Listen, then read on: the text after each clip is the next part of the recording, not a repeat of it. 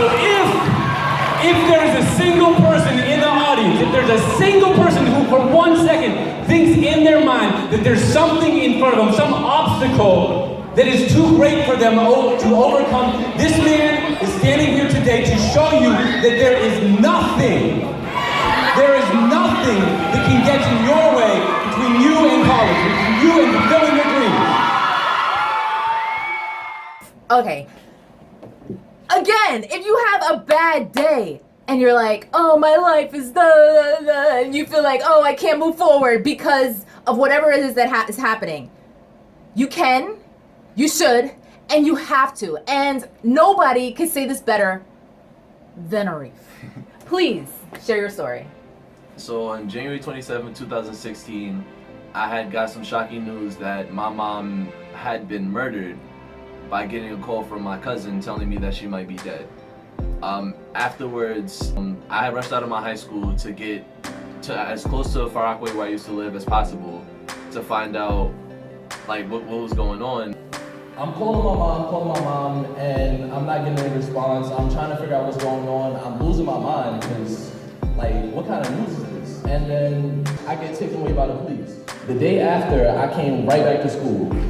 I was in this building trying to figure out how I'm gonna get my books, how I'm gonna get my clothes, how I'm gonna get everything because I was locked out of my apartment. I had nothing. I was homeless. I didn't really have any family. I was just on my own at this point, and I was lost. And then a week later, I found out that she had passed away from her boyfriend. I needed to graduate high school. I needed to get some money. I needed something with my life. So I started working a part-time job while going to high school. After I graduated, I got a full-time job at a physical therapy office. And then once I got that job, then life just started moving on. But then afterwards, I got taken to court by the building that locked me out of my apartment. So they decided, like, yeah, we're gonna charge you for what your mother owed. So that was another hurdle I had to get over. And then after that, I'm still going to court. I said I needed to go to school. Once I got into college, I started at LaGuardia Community College, and I was told not too long after that I couldn't continue my schooling there because I needed to pay my tuition. So after that, I've been just working hard to maintain everything I needed to do to get my own housing, to be able to afford books, to be able to afford tuition, transportation. I've non-stop just kept working so that I can make sure that my future is secure and that my future stays as bright as it could possibly be.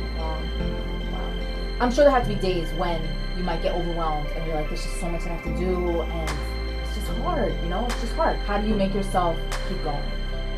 I just get up.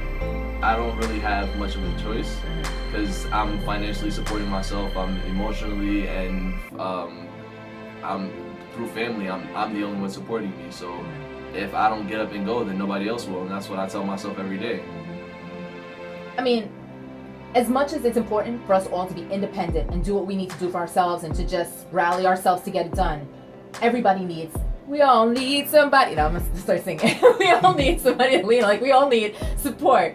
So, is it hard for you to ask for support, or do you just find that people are drawn to you and just offer support? Like, what's that like for you, that process? I don't ask for support. If I go around telling my story, some people may offer, and then sometimes I may take them up on their offer. But usually I do everything on my own. If I need support and I really need it, then I looked at the closest people I had to me, which are my mentors, and the Christian group I'm in. Oh, okay. So your mentors, tell us about how those relationships started with your mentors. It's a funny story. Back in 9th grade, while I was going through everything, because I had been witnessing the domestic abuse for a while in my house, I walked into the teacher's cafeteria selling chocolate for a senior who I had not known at all, and I offered to sell them chocolate. And then after that, I hadn't seen them for a year, but once I came back, the first thing they said is, "Hey, you're the kid who tried to sell us chocolate. What's up?" And then from then on, I was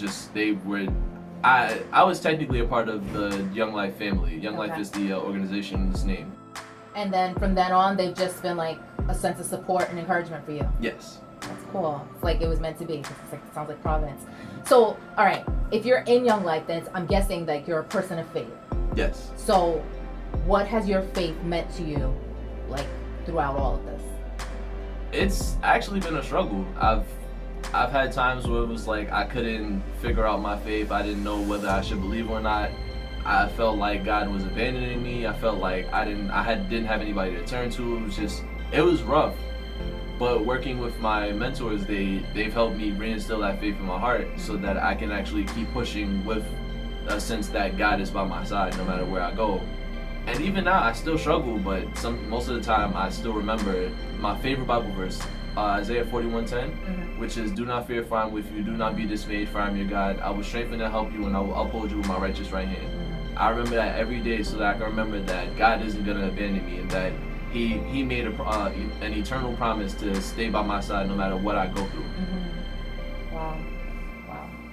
That was just so powerful. What would you say to anybody who right now, let's say if there's somebody who's feeling like you're going through situations in life and you feel like giving up and you just can't go any further, what would you say to those people who are watching right now?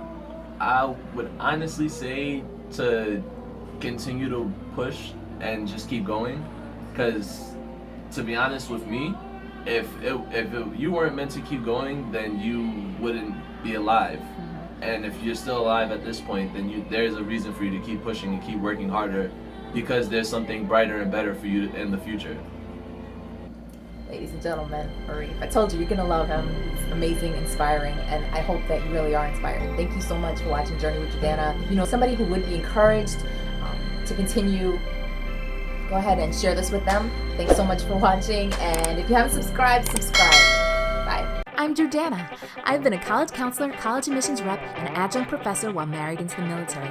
I've lived in New York City, Savannah, Alabama, and even Korea with my husband and 2 baby boys. I don't know where we're moving next, but I do know that counseling teens towards their future has stayed the passion of my heart. So that's how I got to be here right now with you, helping you take the next step in your journey towards your future. Hello!